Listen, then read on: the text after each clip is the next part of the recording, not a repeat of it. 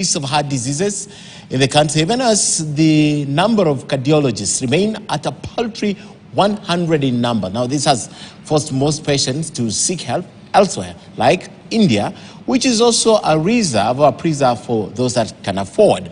Many cannot afford, and as Tobias Chanji now reports, one such family in Kwale needs 2 million shillings to take their daughter, who's 2 years old, for heart treatment in India.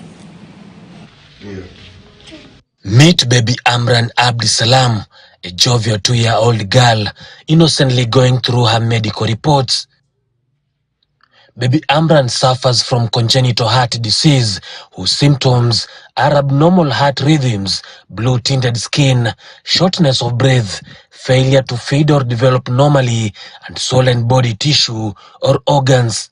She lives with her grandmother. Mwaka huu mwezi wa pili ndio ni daktari amegundua mtoto ana shida ya moyo, tena ni shida kubwa. 1 minute baby Amran is okay. The next, she is in the intensive care unit. The family and the medics say it's a miracle she is still alive. Moyo wake kuna tudu na pia kuna mishipa ya moyo imepitana ile ya oxygen na tena ni mibaba. In her case, it is life-threatening.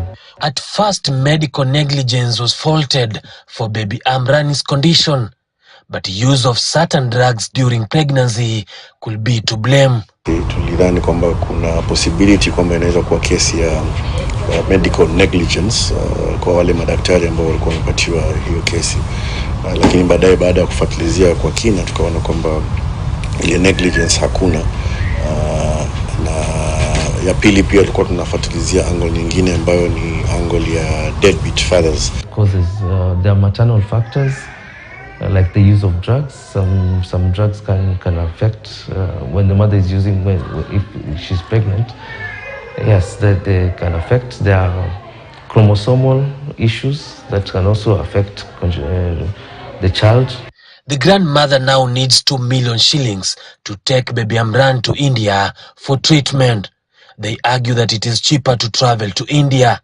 The situation is worsened by one very alarming statistics. Kenya has only 100 cardiologists, making it very hard to get an appointment and treatment. Na siwezi pata sababu hata huku kwenye tunakoishi tumefanya kupewa hii nyumba. Tumefanya kupewa nyumba hii, nyumba ilikuwa mahame, haina stima, haina maji. Currently, we have approximately 100 cardiologists in the entire country of about 50 million Kenyans. And out of those, perhaps maybe 15 or 20% are women. So we have a gender issue there because the training is rigorous, the duration of training is long. It takes about 10 years to train, or maybe 13 years to train a cardiologist.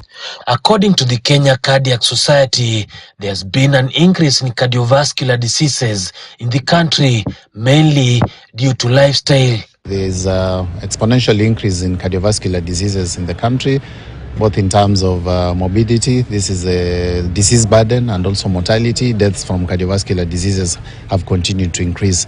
And a lot of these diseases can actually be prevented by certain lifestyle measures that we can implement at minimal cost in the communities. We require nurses trained in cardiac interventions. We require clinical officers, people trained in cardiac imaging. So for every single cardiologist that you have, you probably need another 5 to 10 paramedical personnel to enable that wholesome delivery of that healthcare. Tobias Chanji, KTN News, Kwale County. All right, away from that, let's take a trip around the globe and take a look at news making headlines.